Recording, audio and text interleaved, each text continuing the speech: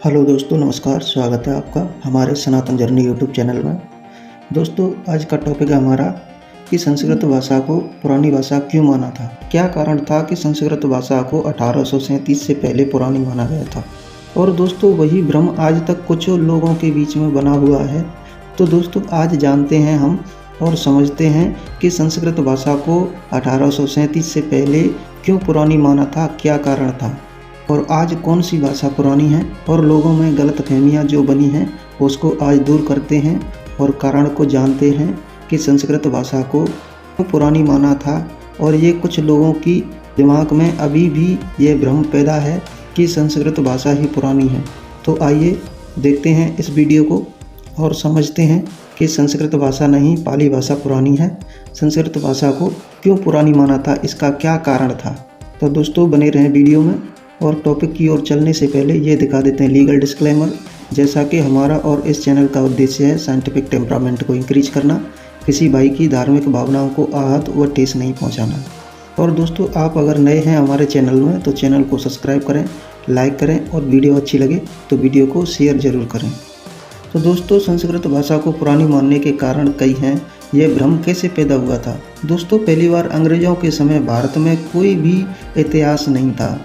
जो ब्रिटिश इतिहासकार थे उन्हें सिंधु घाटी सभ्यता का ना तो कोई पता था, न ही उन लोगों को पता था कि पाली प्राकृतिक भाषा पुरानी है। क्योंकि भारत में पाली प्राकृतिक को भारत में पहली बार जेम्स प्रिंसेप ने 1837 में पढ़ी थी।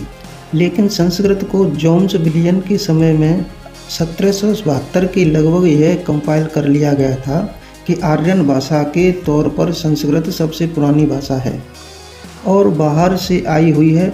लेकिन संस्कृत को पुरानी भाषा मानने के कारण अंग्रेज़ों से यह गलती हो गई थी कि यह संस्कृत भाषा पुरानी है और संस्कृत में लिखे गए वेद पुराने हैं। इन्हें पीढ़ी दर पीढ़ी याद करके ढोके लेके आए हैं। क्योंकि दोस्तों, जब तक कोई इंस्क्रिप्शन भी नहीं मिला था, न ही पढ़ा गया था, न पाली प्राकृतिक के बारे में कोई जानता था, न भारत का इतिहास कुछ था, न ही बुद्धिज्म का कुछ दिख रहा था, न ही जैन लोगों का कुछ था। तो दोस्तों, इस समय सिंधु घाटी सभ्यता की भी कोई खोज नहीं हुई थी।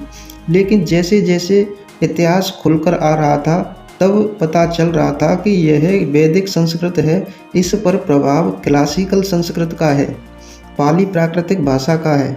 जितने भी इंस्क्रिप्शन मिल रहे हैं ईसा से पहले और कुछ बाद के, उनमें पाली प्राकृतिक और क्लासिकल संस्कृत का प्रभाव है। गुप्त वंश के भी जितने भी इंस्क्रिप्शन मिल रहे हैं उन पर पाली प्राकृतिक का प्रभाव है। तो अब यह नया इतिहास, नई खोज हमारे सामने है और हमें पता चल रहा है कि वैदिक संस्कृत तो कभी था ही नहीं।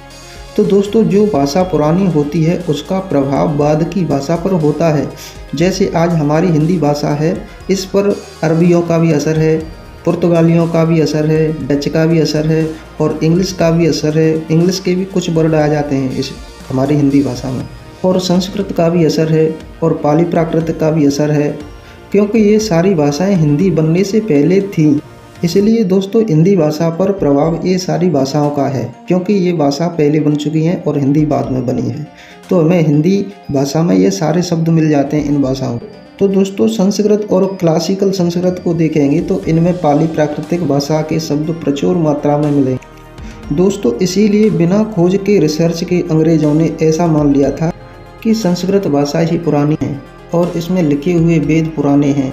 इनको पीढ़ी दर पीढ़ी ढोके लेके आए हैं, इसीलिए संस्कृत को मान लिया था। लेकिन आज एविडेंस और पुरातत्व सबूतों के आधार पर यह संस्कृत भाषा खारिज होती है। लेकिन जब 1837 में जेम्स प्रिंसेप ने ये पाली प्राकृतिक अभिलेखों को पहली बार पढ़ लिया गया तो उन लोगों के दिमाग में यह विचार आया कि ये पाली प्राकृतिक भाषा पुरानी है, ना कि संस्कृत। क्योंकि पाली प्राकृतिक भाषा के शब्द प्रचुर मात्रा में संस्कृत, जो क्लासिकल संस्कृत है, इसमें मिल रहे थे। क्योंकि पाली प्राकृतिक में 7 शब्द नहीं होते हैं, छ, त्रे, ज्ञा, औ और चंद्रबिंदु, रिर्री, जिसको ऋग्वेद लिखने पर पहले ही अक्षर रिर्री का आता है, वह भी शब्द नहीं था। तो दोस्तों, अंग्रेज़ों के दिमाग में यह विचार आया कि ये संस्कृत है, इसमें ये सारे शब्द मिलते हैं और पाली प्राकृतिक में ये शब्द नहीं हैं। तो दोस्तों, उन्होंने यह पूरी तरह से खंगाला और कई सारे अभिलेखों को पढ़ने लगे फिर इसके बाद सिंधु घाटी सभ्यता की खोज की गई। तो दोस्तों उसमें भी पुरातात्विक सबूत मिलने लगे, गुप्त वंश के भी अभिलेख मिलने लगे, सम्राट अशोक के भी अभिलेख मिलने लगे, शिलालेख मिलने लगे, गुफालेख मिलने लगे, स्तंभ लेख मिलने लगे। तो दोस्तों उन सब को पढ़ा गया तो उन सब में पाली भाषा को ही माना गया, और पाली भाषा संस्कृत भाषा का आज तक कोई एक भी एविडेंस नहीं मिला है, एक भी शिलालेख नहीं मिला है, कोई लेख नहीं मिला है, और सारे लेख दोस्तों पाली प्राकृतिक भाषा में मिले हैं।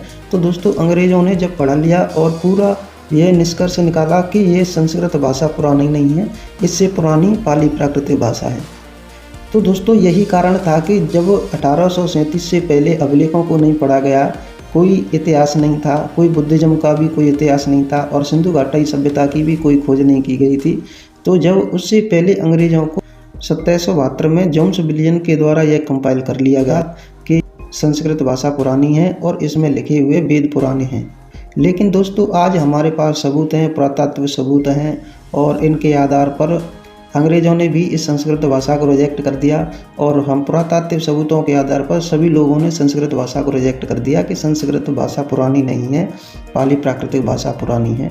क्योंकि संस्कृत भाषा पुरानी होती तो कोई ना कोई एविडेंस मिलता, कोई ना कोई लिखा हुआ अभिलेख जरूर मिलता, क्योंकि जो भाषा पुरानी होती है उसके सबूत भी मिल जाते हैं और उसके एविडेंस भी मिल जाते हैं। अगर पुरानी होती तो संस्कृत में भी अभिलेख लिखे हुए मिलते, शिलालेख लिखे हुए मिलते, लेकिन ऐसा कुछ नहीं है। सारे शिलालेख अभिलेख पाली प्राकृतिक भाषा में मिले हैं। तो दोस्तों आपको यह क्लियर हो गया होगा कि संस्कृत भाषा को 1837 से पहले क्यों पुरानी मान लिया गया था। और दोस्तों लोगों के दिमाग में यही भ्रम बना हुआ है कि संस्कृत भाषा पुरानी है। तो दोस्तों यह क्लियर हो गया होगा कि यह संस्कृत नहीं पाली प्राकृतिक भाषा पुरानी है, और संस्कृत को 1837 से पहले क्यों पुरानी मान लिया गया था, वेदों को क्यों पुराना मान लिया गया था, जबकि वेदों के एविडेंस मिले हैं 1464 से पहले का कोई पुरातात्विक सबूत नहीं मिला है। तो दोस्तों इससे भी यह प्रूफ होता है कि जो भाषा ही नहीं पुरानी है, जो लिपि ही नहीं पुरानी है, तो उसमें लिखे हुए वेद कैसे पुराने हो सकते। तो दोस्तों आशा है कि आपको समझ में आ गया होगा कि संस्कृत को क्यों पुरानी भाषा मान लिया गया था 1837 से पहले।